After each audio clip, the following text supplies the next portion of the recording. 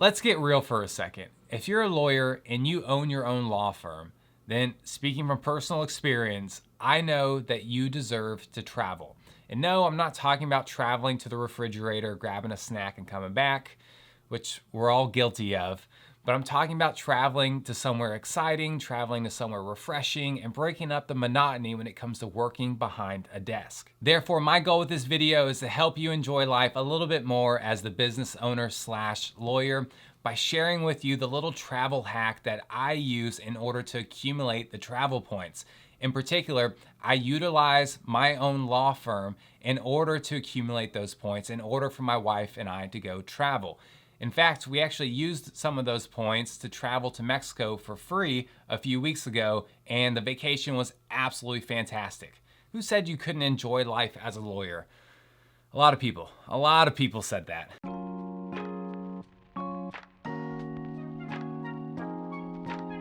Welcome to Law Venture, where we have content for lawyers and law students designed to help take your legal career to the next level. My name's Jarrett Stone. I'm the owner of Stone Firm P LLC, and I'm your guide. I'm your travel guide today when it comes to talking about a particular travel hack. But if you're new here, allow me to take this introduction a step further, because if you haven't seen my other videos, then you may not know exactly the kind of person I am. If I were to ever get a tattoo on my forehead, which is highly unlikely, but I could never reasonably say that it's a 0% chance, and that tattoo would say, "Ballin' on a budget." That is the motto I live by. I don't like to spend money, but if I do, I wanna make sure I get the most bang out of my buck. And because of this, I am a huge proponent of lawyers going solo by starting their own virtual law firm.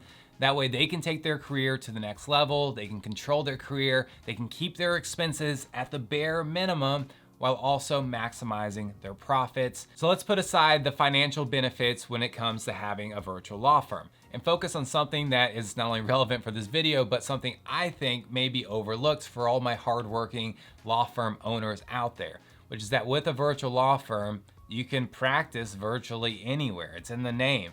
And so theoretically, I could be in China practicing and keeping up my virtual law firm as long as I have internet connection. And so my point here is if you have that ability, utilize it.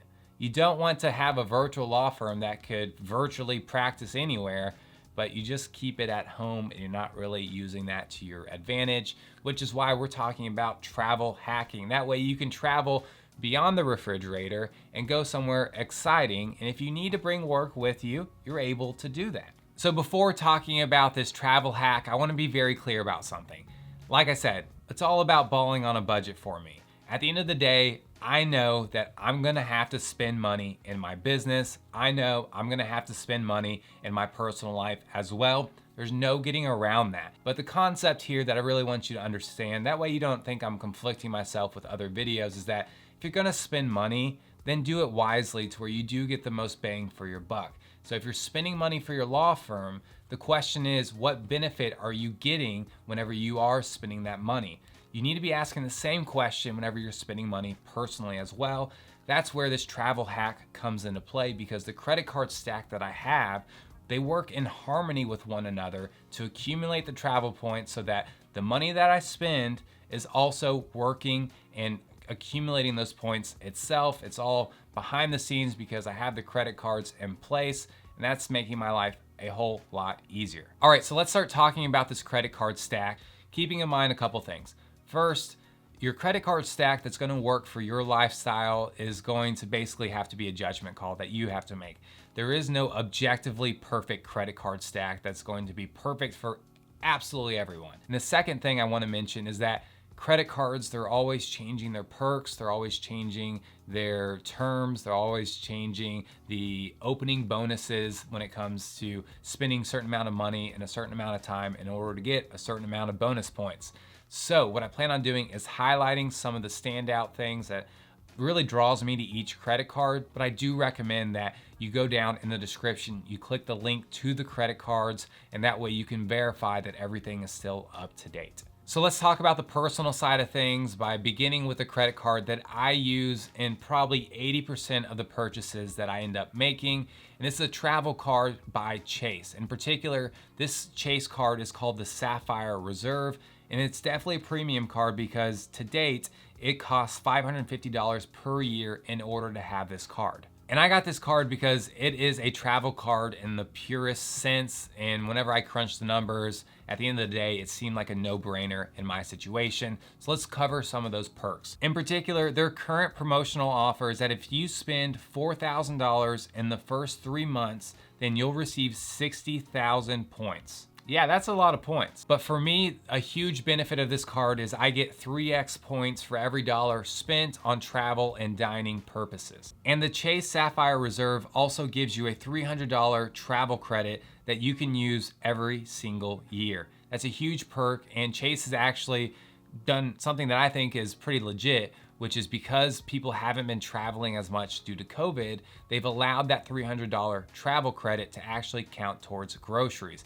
So in my situation, that $300 for this last year, that got eaten up pretty quick due to groceries. Now, whenever I got the Chase Sapphire Reserve card a few years back, this next perk didn't exist. This is something recent, and that's what's kind of cool about the card because perks are being added fairly regularly and at a surprising rate. In particular, this perk that is really appealing to me is that Chase gives you a $120 credit back on any type of Peloton membership. In our situation, my wife and I, we have a Peloton, which also means we have the Peloton membership. So it's great to see the membership actually be credited back up to that $120. Helps lighten the load a little bit. And as you can maybe tell, this $550 per year cost is already being offset by the $300 travel credit, and in my situation, the $120 back from the Peloton membership as well. Another perk that my wife and I use every single time we travel, if it's available, is getting a Lyft ride, because under this credit card of the Chase Sapphire Reserve, Chase will give you 10x points, which is crazy, for every dollar spent. Now, there are a lot of other perks as well that really drew me to the card, but there are 3 things that stood out initially whenever I did sign up to get the Chase Sapphire Reserve. The first one is that it covered my global entry. The second benefit is that it has travel accident insurance. It always feels good to have that type of coverage. And the third benefit is that it has rental insurance, which kicks in as a primary insurance carrier if you are renting a car and then there ends up being liability damage of some sort. It's nice knowing you have that coverage as well. So the point here, and no pun intended with that one, is that this card fits my lifestyle to where I use this card a lot in order to maximize all the points that are available to me. As a result, we are accumulating a whole bunch of Chase travel points through this personal card. So let's start stacking that benefit with another Chase credit card. In particular, we're talking about the business side of things now. My law firm uses the Chase Business Inc. Preferred Card. Mouthful to say, don't know why they didn't simplify that, but it is a great card for what I need with my law firm. But before I forget, I do want to make it clear that with both of these credit cards, the business card and the personal card, that whenever you purchase something and you have this expense that doesn't necessarily apply to something that's being 3x'd or even 10x'd, then what you end up getting is 1 point per dollar spent. So with my Chase Business Inc. Preferred Card, I get 3 times the points on every dollar spent towards shipping, ads, including Facebook ads, which in today's world is a big deal, any type of internet purchases, cable, phone expenses, and travel expenses as well. So currently, the big promo that is going on with the Chase Business Inc. Preferred Card is that if you spend $15,000 in the first 3 months of having the card, you'll get 100,000 points. Look, spending $15,000 over a 3-month period is no joke. That's a lot of money. And full disclosure, whenever I got this business credit card almost 2 years ago, I'm pretty sure if I remember correctly, I only had to spend $4,000 in a 3-month period in order to get the 100,000 points. So that's a huge jump. And so it's all about kind of timing if you are interested in this credit card when you should get it. But I will say that I'm not scared off by the $15,000 in the first 3 months. Full disclosure as well, I plan on actually getting this business credit card for Law Venture, and that way I can utilize the points and get that 100,000, but I plan on spending the $15,000, which is a lot to swallow, on all Facebook ads. And that way it's 100,000 points from spending the 15 grand, but the 15 grand is also multiplied times 3 to where I end up getting 45,000 points on top of that. I'm gonna call a timeout on myself real quick here by polling the audience. If you have a credit card stack that is different from what I'm presenting in this video, but you think others could benefit from it, then don't be a stranger. Let us know what that stack is down in the comments. Unfortunately, there just isn't a credit card to where you get 3x or maybe 10x points for every filing fee or every time you file suit or for every service fee. They just don't really make business credit cards for law firms quite like that. And so what I end up doing with the law firm practice is I put all the expenses on this business credit card.